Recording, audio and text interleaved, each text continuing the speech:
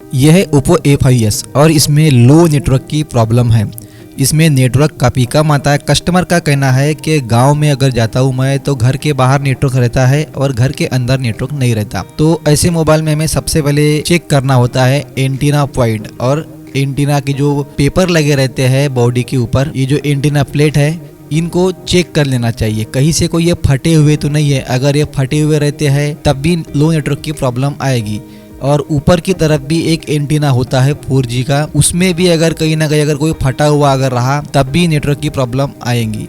तो सबसे पहले मोबाइल में बॉडी में जो एंटीना प्लेट लगे रहते हैं उनको चेक कर लेना। उसके बाद ये जो केबल होती है, इस केबल के ऊपर कुछ लोग क्या करते हैं, जब टूट जाती है तो उसको सोल्डर करके लगा देते हैं। तो वैसा नहीं लगाना चाहिए। अगर हम सोल्डर करके केबल को लगाएंगे तो प्रॉब्लम देगा, लो नेटवर्क की प्रॉब्लम आएंगी।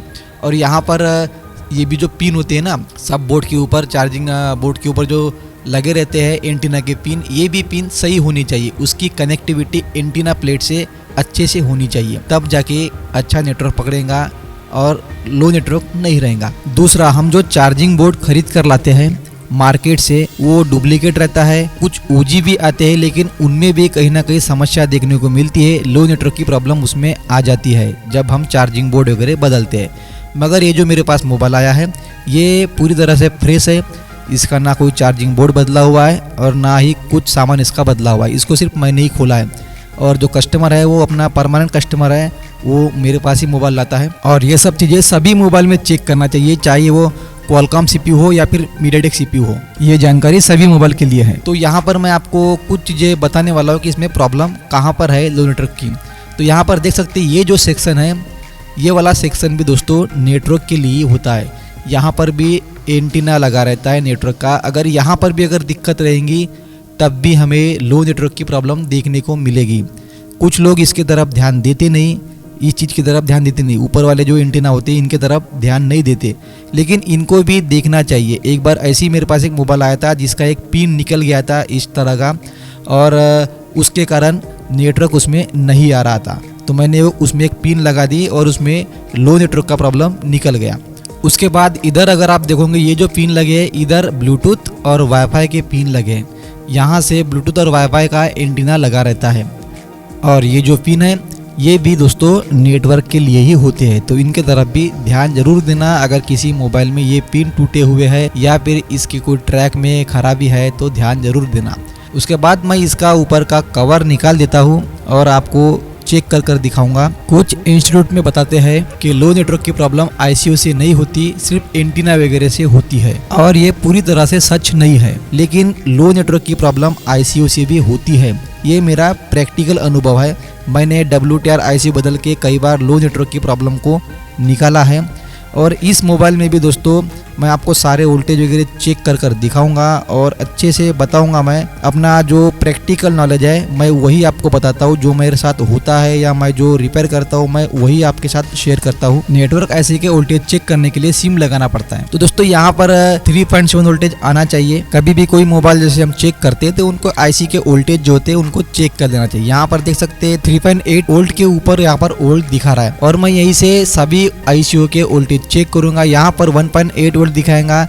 नेटवर्क रहने के बाद इसमें 2 वोल्ट से 2.2 तक के इसमें वोल्टेज दिखा सकता है और इसके भी वोल्टेज एकदम प्रॉपर आ रहे हैं और इसमें भी आ रहे हैं। उसके बाद दोस्तों यहाँ पर इसमें IC लगी है MT6177MV, तो इसके अपने को वोल्टेज चेक करना है। और यहाँ पर दोस्तों इसके भी वोल्टेज एकदम सही से आ रहा है। एक में आएगा 1.2 और एक में आएगा 1.8 और इसके भी वोल्टेज सही है। तो जनरली दोस्तों नेटवर्क सेक्शन में यही IC ज़्यादा ख़राब होती है, बाकी IC दूसरी ख़राब नहीं होती। जैसे अगर क्वालकॉम CPU में WTR लगी रहती है और SDR लगी रहती है तो उसमें भी ये जो है IC ख़राब हो जाती है, WTR ख़राब हो जाएंगी या फिर SDR ख़राब हो जाएंगी। लेकिन बाकी IC काफ़ी कम ख़राब होती है, उनके चांस काफ़ी कम होते हैं। तो यहाँ पर भी इनका चांस बहुत कम है ख़राब होने का। तो यहाँ पर मैं क्या करूँगा, इसकी जो 6177 MV IC है उसको मैं रिप्लेस कर देखूंगा, क्योंकि मेरे पास इसके पहले भी एक बार ओप्पो A3s आया था जो कि गोंदिया के किसी टेक्नीशियन ने उसको बनाया था और उसमें नेटवर्क की दिक्कत थी। कस्टमर ने बताया कि उसमें पहले नेटवर्क बिल्कुल भी नहीं आ रहा था, उसके बाद उसने गोंदिया में रिपेयर करने दिया, गोंदिया वालों ने उसकी WTR IC को रिप्लेस कर दिया।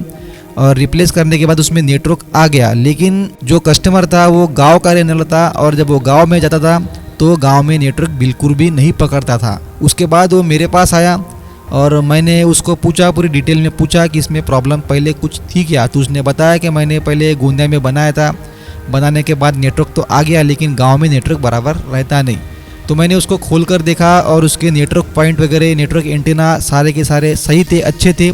तो मैंने उसका WTR रिप्लेस कर दिया। वो WTR रिप्लेस करने के बाद कस्टमर ने वापस लेकर गया गांव में और उसको चला कर देखा तो उसका लो नेटवर्क का प्रॉब्लम निकल गया। तो कुछ इंस्टीट्यूट वाले जो गुरुजी होते हैं, सर होते हैं, वो बताते हैं कि लो नेटवर्क का प्रॉब्लम ICO से नहीं रहता। तो ऐसा नहीं है, लो नेटवर्क का प्रॉब्लम ICO से भी हो सकता है, क्योंकि मैं हर काम प्रैक्टिकल कर देखता हूँ, उसके बाद मैं आपको बताता हूँ और अपनी बात रखता हूँ। जो भी प्रैक्टिकल करूँगा उसके बाद ही बताऊँगा। तो मैंने कब एक इंस्टीट्यूट से सुना हूँ कि यहाँ पर लो नेटवर्क की प्रॉब्लम जो होती है वो ICO से नहीं होती। तो मैं यहाँ पर आपको क्लियर बता रहा हूँ कि ICO से भी लो नेटवर्क की प्रॉब्लम आ सकती है, ठीक है। तो इस बात का ध्यान जरूर रखें। अगर एंटीना सही है, सब कुछ सही दिख रहा है, आपको एकदम क्लीन दिख रहा है, फिर भी लो नेटवर्क की अगर प्रॉब्लम अगर आ रही है तो ICO बदलने में शर्माने का नहीं, बिल्कुल भी। हमें इंस्टीट्यूट में थ्योरी पढ़ाई जाती है, उस थ्योरी को पढ़ के हमें अपनी खुद की थ्योरी बनाना है। हम जो काम प्रैक्टिकल करेंगे उस थ्योरी के माध्यम से, और उस थ्योरी से हम अपना काम प्रैक्टिकल करते हैं,